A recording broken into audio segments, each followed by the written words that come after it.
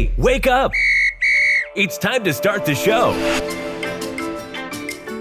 Glad to see you all aboard Mouse Ears in Paradise. Let's get this show rolling.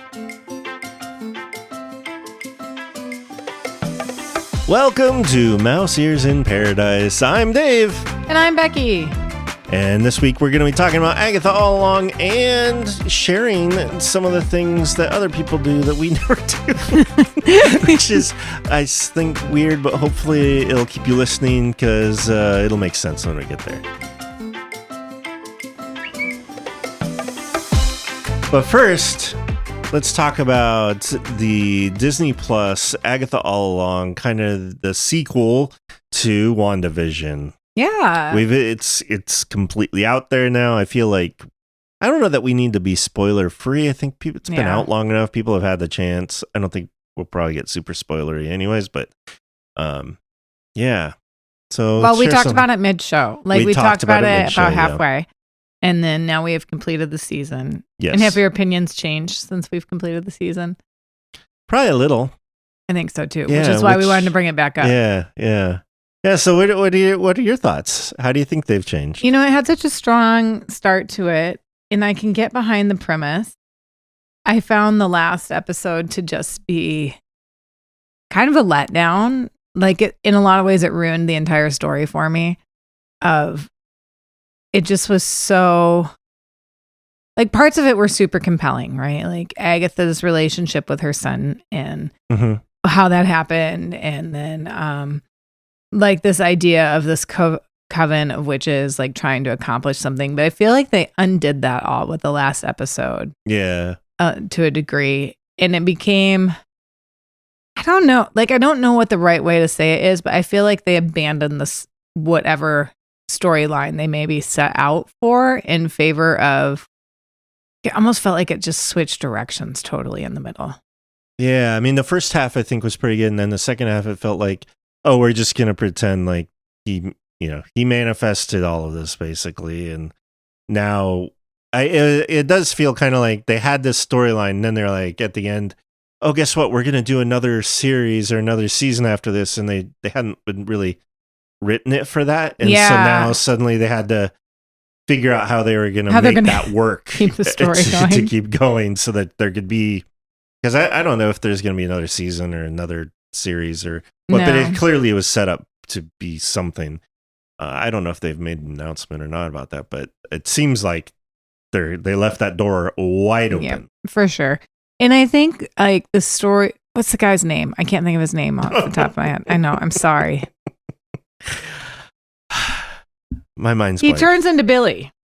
Yes. Okay, so Billy, like when they had him come back and like he comes back as sort of Wanda's son, right? Like he's got the crown on, and he and Agatha have this whole thing, and he manages to set Agatha up to be killed. Like I kind of wish that would have just been the end. Just end it there. And I really would have been a stronger ending than having him come back and realize like, oh, this was all.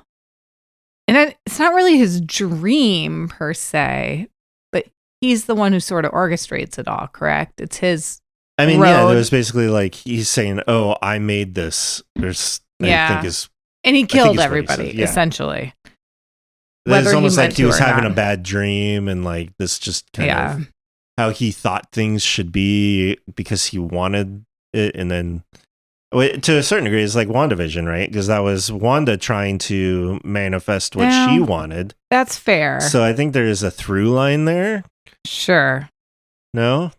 Yeah, I can see it. But I kind of wish, like, if they had just left him as, like, now he's defeated Agatha, I feel like that would have been a better, like, if you think about, like, the WandaVision line and how, like, I loved Wanda and Vision. Everything about that is great. And I think Wanda's motives change right in the middle of her. It's like she starts off and you're not quite sure where she's at, but then like at the end of the movie, everybody understands like she loves, or it's not a movie, it's a series, but at the end of the series, like it's clear she's doing it because she loves her kids, right? Like she's she's really her fallen in love motives with. are essentially pure, and it makes her a great character. It's well intentioned. It's one of those. She's well intentioned, but like obviously doing it in all the wrong ways. Yeah, I don't really feel like there was a redemptive arc maybe in the Agatha all along. Like, it's not like Billy now is going to go out and find his brother and be like, I didn't get the sense that there was going to be, there's no happily ever after. That's really what bothers me. There's no like happily ever after. And I feel like there should be. Like, they had the opportunity to make it that way and they chose to not. Mm-hmm. So I don't know. I was a little disappointed. Okay. Yeah, I was too. I the second half of that episode, it just felt anticlimactic to be in a lot of ways. And I think like we watched it with Annika, and Annika was like, this doesn't even seem believable anymore. Which his suspension of disbelief was lost, right? Yeah. And I think that might nail the critique. Like, it just sort of reached a point of like, I'm not buying it. Mm-hmm. And yeah, I think she's kind of right on with something like that. She didn't even really enjoy the last episode. Mm-hmm. Yeah, it seemed like the character changed way too fast. Yes. For, I guess, minimal explanation or reason. Yeah.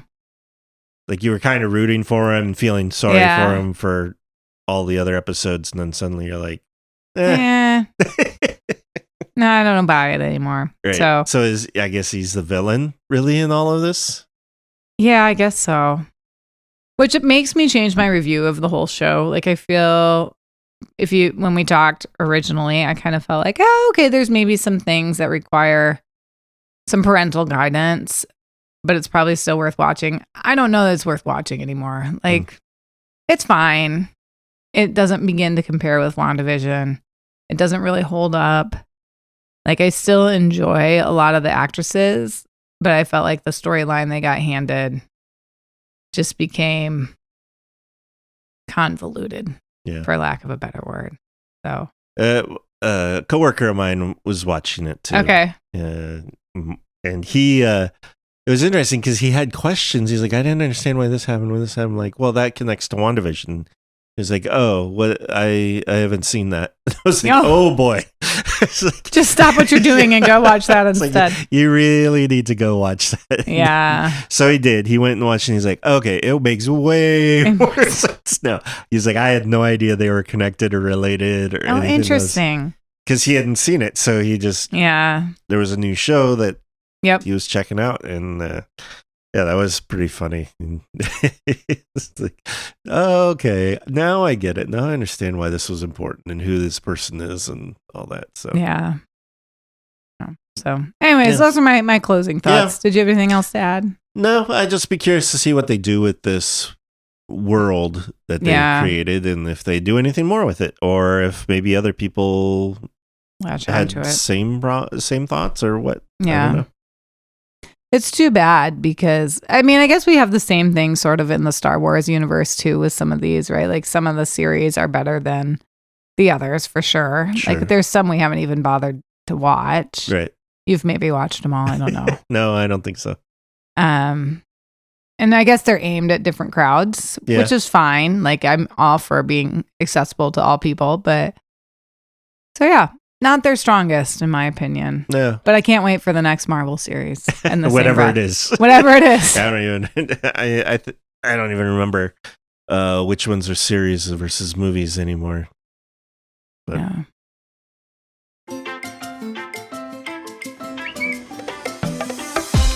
All right. So next we wanted to go through kind of a list of things that other people often do, or maybe you hear a lot of hype about doing, but we never do, and maybe talk about why we don't, and right or wrong, just of like, hey, this is why we don't do that, and share some thoughts on that. And so I think the first one we had was going during less crowded times, because we go Thanksgiving only during crowded times, or D23, or spring break, or So the way this came up and way this came to mind is I had a conversation with some other parents at the school this week about just like going to Disneyland and what the tips were. And I was like, oh man, all the things that people say you should do, we do the exact opposite.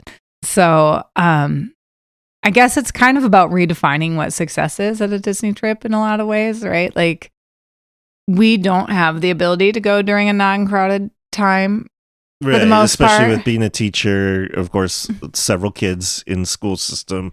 Yeah. It is quite burdensome to go during a non-school or during a non-school holiday time, which is when everybody else goes as well. So we're there with all the masses, where before we had kids, we could go, the Anytime. week before, the week after schools did, and it was usually calmer during that time. And I will say I'm a proponent of taking your kids out of school. Like, I'm not against that. It just, for the most part, they don't want to. So, and they have a lot of extracurriculars that they're invested in. So that keeps us tied down to And with you being a teacher, like that it just makes a big more difference. complicated, It right? Like, totally does. Like if you weren't a teacher, we'd probably do that a bit more than probably more. Yeah, we'd take a Friday off or something. Right. But so we have found that yes, it can be quite daunting at times to go during the crowded times, but if you change what your goals are, it can actually be still enjoyable, right? So one of the things I thought maybe we could think a little bit about, like, what do we like to do, or how do we manage our time when you're only going during crowded times? Yeah, I mean, we usually try to get what is on, the top 2 priorities from everybody, and then we try to make sure we make those happen. Mm-hmm. And there's usually some overlap, and one person's top 2 is another person's 3 and 4, so it works out usually pretty well. But I think that's one of the things that you're usually really good about is making sure everybody's top priorities are understood, and we try to make those happen. Yeah. Really, I mean, if we do 10 things in a day, that's actually a pretty good day for us, and it's manageable. So that is one of the things I tell people, like, pick 1 or 2 things that's important to everybody, including the parents. Like, the parents need to have, because otherwise it becomes this like schlepping kids through crowded places. And that tends to get overwhelming. Like, we've certainly been there. I've certainly been there, where I've just been overwhelmed with trying to get every child to be happy. And they're just not going to be happy. And that's okay. Like, we have embraced the fact that not every kid needs to be happy all the time. Yep. It's really okay. They can be upset when we do somebody else's number 1. Yes. And if they choose to miss out on that, that's fine. Right. So. All right. So the number 2 we wanted to go through was rope drop, which is, probably the number 1 tip that diehards always give people is, you got rope drop. You'll get through 5 rides the first hour. And, it's the most amazing thing ever. You just got to be there and, but don't run. No. And that's true. But we can't do it. Yeah. Like, we just cannot. And it's not that we can't, it's that it's not worth it. Right. It's the price we pay an hour after rope drop is just too high. It's too much. So our family is very strong on routine. And if they don't have like this specific morning routine, all of life falls apart for some reason. So we actually, this past week, we went to the equivalent of rope drop at the Monterey Bay Aquarium with my sister, because she has 2 small kids. And so we wanted to go to the aquarium together. She's like, I'm going to member hour at 9:30, which for us meant leaving the house at 8:00. Right, because it's a bit of a drive from her. On a non-school morning. And so the kids are like, what are we doing? Why are we leaving so early? What are you making for breakfast? Like, it's this whole slew of things. And we did go. And I will say, it was the most lovely half hour I've ever had in the Monterey Bay Aquarium. Of like, there were maybe 4 other people looking at the otters with us, and we had a great time. But by 11 o'clock, people were kind of getting a little, they were ready to sit down and relax for a while. So yeah, they've been going for a while. Yeah. So it was interesting. It did make me think, like, well, I guess we could But I think the tension we really struggle with is when we're at Disney, we're on vacation. Right. And vacation for us would mean a more relaxed approach. And we do things to combat that. So I will be honest, like we probably spend more money because we choose to do that, right? Like we pay for Lightning Lane multi-pass. We will stay at a deluxe resort when we go to Florida so that we get extra evening hours because we can do those. We're very good at extra evening hours. Yeah, the kids usually handle that pretty well. And then it's great because we go home and they're so tired they just go to bed. Right.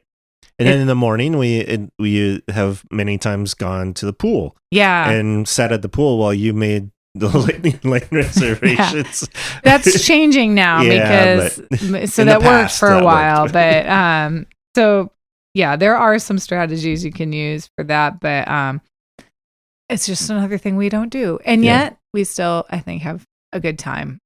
So I guess that's kind of my point. Like you don't actually have to do these things in order to enjoy what you're going to be there for. Yeah, you might get a lot done in that first hour, but then if you're tired from your day that much sooner, like you kind of have to know your people, know your family, the personalities, and maybe when the kids are older, all in middle school or high school, then maybe it'll be different. Maybe they'll want to do that. Although I would think it'd probably be worse. The opposite. But I know it's very interesting. But so what's our third one? Our third one is must-do restaurants. Yeah, so this is another one I hear from a lot of people is they were like, if we don't get to the Blue Bayou, then that's what success is for our trip. And that's valid if that's... It is. That's important too. And I'm not trying to critique what people think is valuable. Like it can be, but it requires some effort on your part, right? Like it requires a 3 a.m. wake up sometimes to be able to get that to get reservations. And I don't know. We have found recently that some of our go-to restaurants just aren't what they used to be. Yeah. So we have not been to the Blue Bayou in years because I do not get up at 3:30 to make dining reservations. We'd like it, but we just haven't done it in a long time because it can be hard to get. Yeah. Although standby can happen, but still we haven't even tried. Like it's just low in the priority. Mm-hmm. On the other hand, we've had a lot of success with the Craftsman Bar, which is generally, if you're planning ahead, you can get something for. And Storytellers also. And those are places that we've found just everybody eats. Mm-hmm. In Disney World, like we haven't stressed out too much about dining traditionally. No. And a lot of times we'll do lunch instead of dinner. And there does tend to be, is for Disney World, there will tend to be more availability that way than there is. So we've had some success with that too. But don't be afraid to try something new. Yeah. And, there's...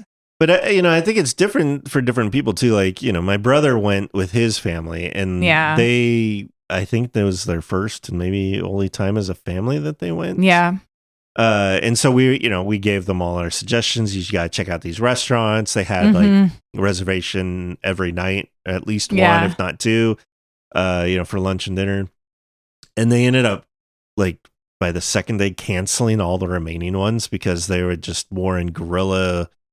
Yes. Get all the rides, do all the rides as many times as possible, as fast as possible. Like that was the mode that they wanted to be in. Yeah. And they're like, yeah, we do things different than you. Like we don't really want to waste the time and the money because for them, this is their one-time thing. So they wanted to do all the rides as much as possible. I think it's probably the age of the kids too, because they were at least, I think, middle school and high school. We've run into that a little bit with Annika, I think, like trying to maintain this relaxed pace without it being like roller coaster after roller coaster after roller coaster. So there is a little bit of a balance there. I guess it goes back to like, sorry, you don't all have to be happy all the time. As long as I'm happy all the time, that's what matters. Yeah, I do feel like, part of the, especially Disney World and Disneyland though, some of the experience is the restaurants because they have theming and they have, characters and some of them and stuff. And so I do feel like people miss out if you don't do some of these at least sometimes. And we don't do I haven't done Blue Bayou in a long time, but, and maybe I think the kids would like to do it. Do it. Yeah, they ask every time. Yeah. I'm like, sorry, I didn't get a reservation. So it's not that we have anything against it. It's but yeah, it's just something to keep in mind. And like again, if people don't do any restaurants, like my brother, that's fine too. But you gotta know what is gonna satisfy your crowd and your people. So yeah. All right. So number 4 is camping out for the fireworks. I don't know if we've ever done this. We used maybe once. I feel like we multiple times would do right by the Coke.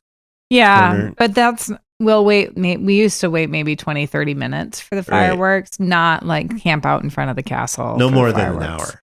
For sure, no more than an hour. Yeah, we were never, like if we did that, it was because we were in a group and we got invited to come join somebody. Yeah. Even that, I feel like maybe it was once. Yeah. But yeah we usually way in the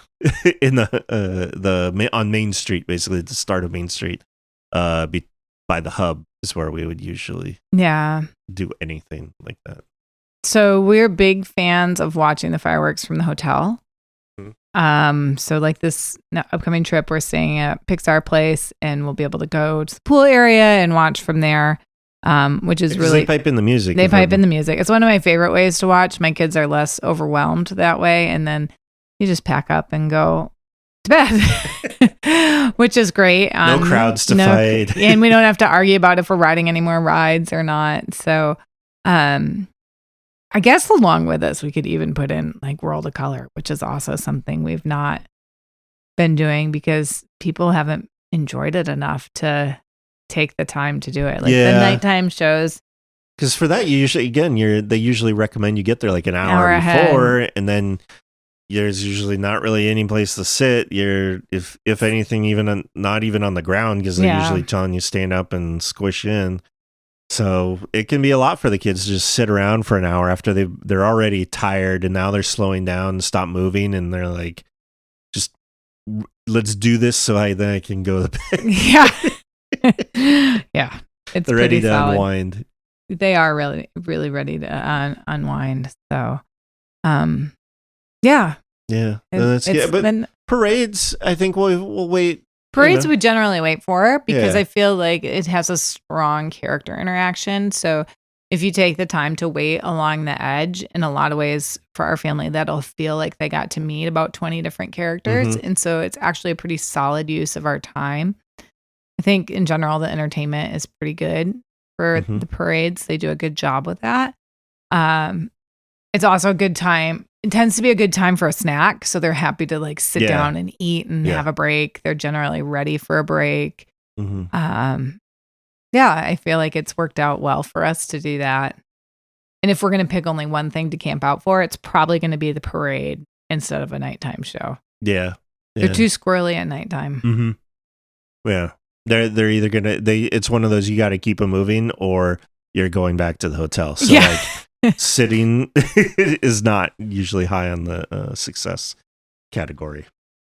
Yeah. All right. So the last one is doing for the gram. So this is one I've kind of had to embrace. I've realized. So posting your trip on social media is kind of a badge of honor, right? Like and we do post on social media. You're a lot better at it than I am for a lot of different reasons.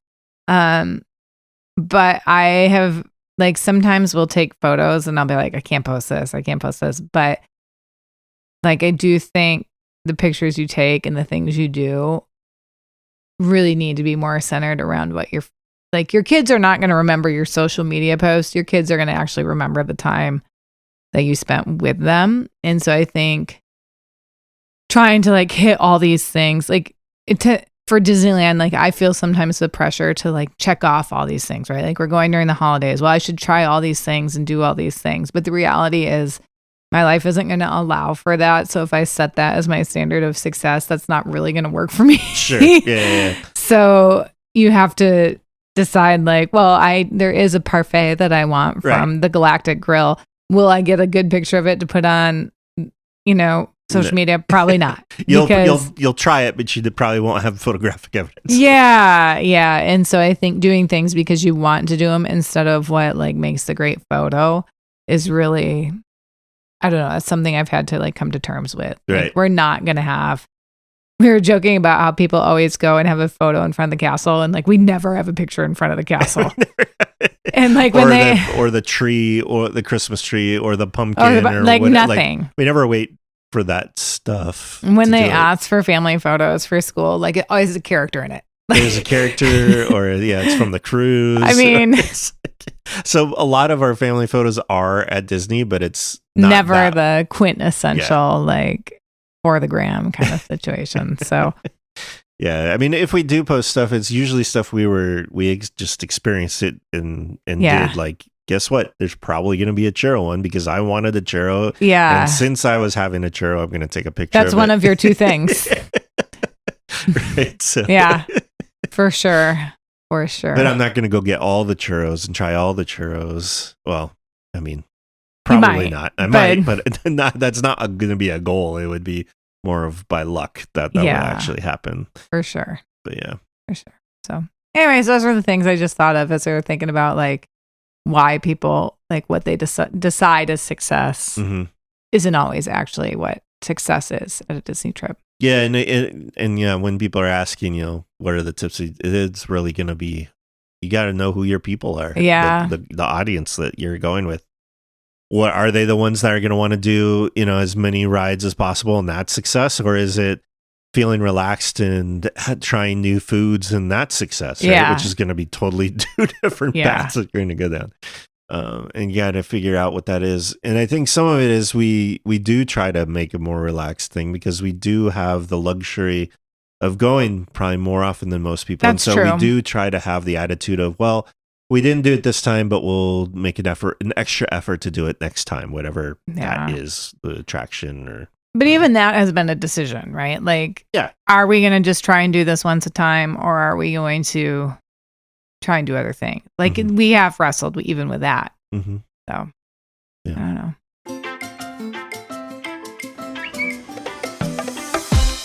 All right, so now it is time for magical moments. Becky, what is your magical moment? Well, I bought some things. Oh, yes, you did. I know. Which is good. That's good. You're so supportive. I don't deserve you. So if you haven't heard, Lululemon and Disney did a collaboration in the last week for some products. And so I ordered from Lululemon a Swiftly shirt that has a little Mickey head on it. And I got a new like belt bag that has the Mickey and Lululemon symbols on it. And I got a pair of shorts that has the Mickey and Lululemon symbols on it. And they're great. And I love it. And I should have ordered more. So I actually went back last night and I ordered more. And I ordered a new... This is news to me. You don't know. Hot off the press. Hot off the press. I ordered a sweatshirt. And there's one other thing I ordered. Now I don't even remember what it was. I'm shocked that they actually had stuff. They must have restocked or something. It was maybe not some of the higher like hot commodity items. Like I think they have some of these are not selling quite as well. But it's so funny. I literally cannot remember what else I ordered. That's embarrassing. It's like Primnesia. Oh, I ordered a long sleeve t-shirt. That's what it was. Yeah, it's cute. I don't love, like, it's very, very fun. They did a great job on it. The things I personally purchased are excellent. Like they fit just like they should. They are made like they should. They just have a Disney and Lulu connection. So that's really lovely. I know from reading some of the reviews, there's some mixed feelings on that. Not everybody is having the same experience. Sometimes when you get Lululemon things, you can't always count on it to be exactly like the other ones that you've had. They change their patterns. Sometimes the fabric changes sometimes. So, but personally, I love it. I hope they do more. I don't love the big Lululemon like in the Mickey print. Yeah. I get it. It feels a little gratuitous to me. I prefer something a little more understated. But I love the Mickey heads on the sweatshirts and the running Mickey. And I should have bought the bucket hat. And I knew it. I had it in my cart and then I got interrupted and I went back and it was sold out and it was my fault. And that is my biggest regret about this collaboration. Maybe the reviews will be bad. I don't know. Maybe they'll make it again because it did sell out probably within 2 hours, I think, which was interesting. So, yeah. It's fun, though. It's a fun one. Now I need a Star Wars and Lululemon collaboration. Oh, there you go. That would be amazing. Yeah. So, that's your next idea. What's yours?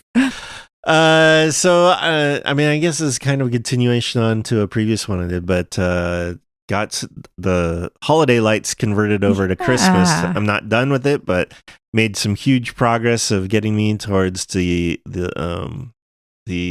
Christmas version of my holiday lights, and I'm super excited about that. And of course, there's some Disney related songs that are in there, so that's how I was connecting it with magical moments, and it makes me happy because it's been a lot of work to get this to happen this year, and next year will not be as much work in theory. So I'm looking forward to that as well.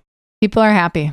Even I was talking to the mailman yesterday, and he was like, "Oh, I like your lights," and I tell people from even the other neighborhoods that they gotta come check out you and Bob's. Yeah, it's great. It's very funny. So it was made me feel a little magical to be able to get this far because it's been stressing me out. So it was good. All right. So if you have thoughts about Agatha all along, or you have things that people say you should do, but you don't do, like we're talking about, email us at mouseearsinparadise@gmail.com and let us know. Share them with us because we can then share them on the show and see what other people think. Because knowledge is power. Knowledge is power, and we want to hear what other people think. And of course, if you want a sticker, you can email us as well, mouseearsinparadise@gmail.com. And at mouseearsinparadise.com, you can find links to subscribe and for our social media. So check that out as well. So you can follow along on our gram and see what we do post. I know. It's not beautiful. We do not follow all the rules. We're old. We have no desire to place 40-second reels up there. No. You might, but I don't. No, I don't. And there's always the balance too of like, I try to make sure that I'm doing it, but also still being in the moment with the kids and the family, and trying to find that balance. I know what there will be a photo of. A churro? And a park plaque. Yes, those are things you can kind of guarantee. Thank you. You bet. All right, so make sure that you go out in the world and you find your magical moment and make that happen so that you can hopefully have a little better day. All right. Bye. Applause. We hope you've all enjoyed the show.